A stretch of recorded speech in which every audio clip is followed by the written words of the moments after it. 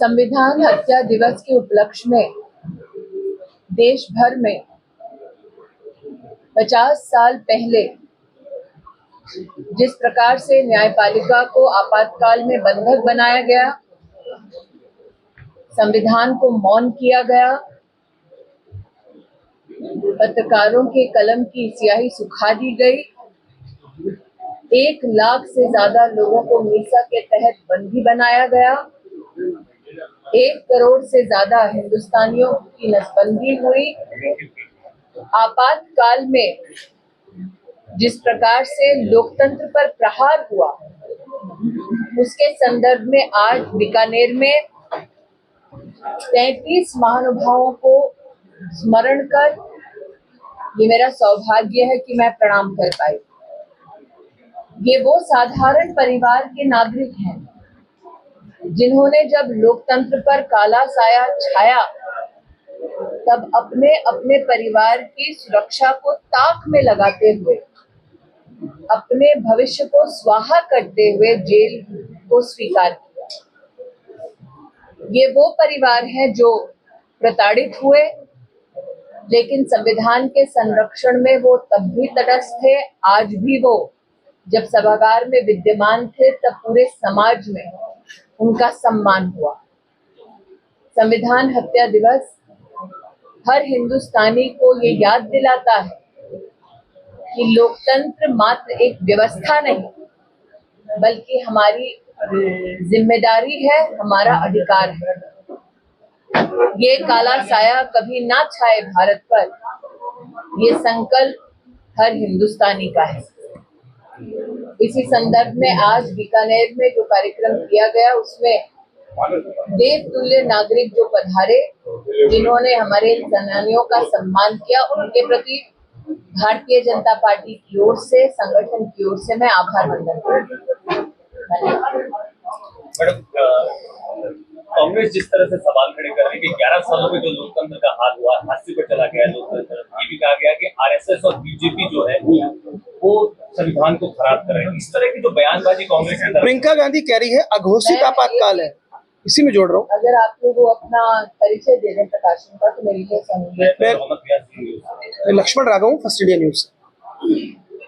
पिछले 11 वर्षों में हर हिंदुस्तानी जिसको संवैधानिक अधिकार है चुनाव में सम्मिलित होने का, उसने अपने चुने हुए सरकार को प्रतिस्थापित किया देश की राजधानी में, ताकि वो राष्ट्र की सेवा कर सके। आपातकाल वो कालखंड है हमारे देश में जिसमें सत्ता के लोभियों संवैधानिक अधिकारों का न सिर्फ हनन किया, बल्कि कांग्रेस की तब की सरकार ने ये भी पेशकश की कि हिंदुस्तान में किसी भी नागरिक को राइट टू लाइफ और राइट टू लिबर्टी का अधिकार नहीं। कांग्रेस की सरकार ने तब सुप्रीम कोर्ट में ये भी दस्तावेज प्रस्तुत किए कि आपातकाल में वो किसी भी नागरिक को गोली मार सकते हैं। कांग्रेस की सरकार ने गरीबी नहीं हटाई, बल्कि गरीबों के घर उजाड़ दिए। अपने इस कड़वे इतिहास को छिपाने के लिए आरोप प्रत्यारोप की जो राजनीति कांग्रेस वर्तमान में कर रही है वो स्वाभाविक है, लेकिन ना इतिहास उनको कहीं ना कहीं माफ करेगा, ना संविधान, ना देश। मैडम, आपने महिला सशक्तिकरण की प्रभावशाली आवाज रही है और राजस्थान जो है वो रेप, जब कांग्रेस का शासन था तो रेप बहुत हुआ राजस्थान में, तो एक महिला नेत्री के रूप में जब आप राजस्थान करना है तो आप आना चाहिए, कुछ करना चाहिए। देखिए, जब मैं महिला बाल विकास मंत्री थी तब से लेकर मेरे 5 साल के कार्यकाल में निर्भया फंड का किस प्रकार से इस्तेमाल हो, देश में 1000 से ज्यादा फास्ट ट्रैक कोर्ट बने, ये भारत का एक प्रशासनिक इतिहास बन चुका है। प्रधानमंत्री के निर्देश अनुसार देश में तब 700 से ज्यादा वन स्टॉप सेंटर्स बने, 33 से ज्यादा महिला के लिए हेल्पलाइन बनी, जिसमें करोड़ों महिलाओं को सहयोग मिला, न्याय मिला। प्रधानमंत्री जी का ये ध्येय रहा है कि महिला को सिर्फ सामाजिक न्याय नहीं बल्कि आर्थिक न्याय से भी नवाजा जाए। तो चाहे वो जनधन योजना में 25 करोड़ महिलाओं का बैंक का खाता खुलना हो, चाहे वो 30 करोड़ महिलाओं को विशेष मुद्रा का लोन हो, या फिर 33% का आरक्षण का बिल पास होना हो, महिला आर्थिक, सामाजिक, राजनीतिक रूप से उत्थान के मार्ग पर चले, ये योगदान नरेंद्र मोदी का है, जिसे कोई झुका नहीं सकता। मैं आज ही- पीटीआई से हूँ। राहुल गांधी ने ये कहा है कि मोदी जी जो है प्रचार में समय बर्बाद कर रहे हैं और 2050 में युवाओं को सपने दिखा रहे हैं। क्या कहना चाहिए? मैं इतना ही कहूंगी, 50 करोड़ नागरिकों का बैंक का खाता खोलना, मुद्रा योजना के अंतर्गत 30 करोड़ से ज्यादा बहनों को आर्थिक रूप से सशक्त करना, स्टैंड अप इंडिया के माध्यम से 40,000 करोड़ से ज्यादा की लोन की कार्रवाई करवाना। आज MSME डे है, शायद उनको ये ज्ञात नहीं होगा। छोटे छोटे व्यापार में आर्थिक संचालन अच्छी तरीके से हो, आर्थिक वृद्धि हो, किसान सम्मान निधि के अंतर्गत देश के किसानों के बैंक के खाते में पैसा जाना, धारा 370 का हटना, ये सब प्रशासनिक राजनीतिक उपलब्धियां नरेंद्र मोदी की देश के संसदीय इतिहास में इंगित है। मैं लोकेंद्र सिंह तोमर, दैनिक भास्कर से हूँ। मेरा एक सवाल है कि 2024 में जब चुनाव हुए, एल मुरुगन और रवनीत सिंह बिट्टू, ये दो वो नाम है जो चुनाव हारने के बावजूद भी मंत्री बने। लेकिन आज जिस तरह की फैन फॉलोइंग यहाँ बीकानेर में देखने को मिल रही है, पूरे देश में मिल रही है, तो कार्यकर्ताओं के मन में भी आवाज की स्मृति ईरानी भले ही अमेठी से चुनाव हार गई, लेकिन मोदी सरकार की तीसरी कैबिनेट में स्थान मिला चाहिए।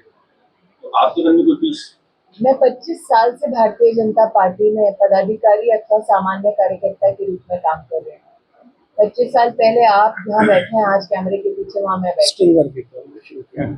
तो मेरे जीवन के अनुभव कई हैं। मैं अभी 50 साल की भी नहीं हूँ, तो जीवन बहुत लंबा, प्रभु की अगर इच्छा नहीं, पर तो ये है। क्या ठीक है क्या कि लेकिन कांग्रेस से आके बीजेपी का आ जाए, उसको मंत्री 3 बना बार दिया? की मैं सांसद हूँ।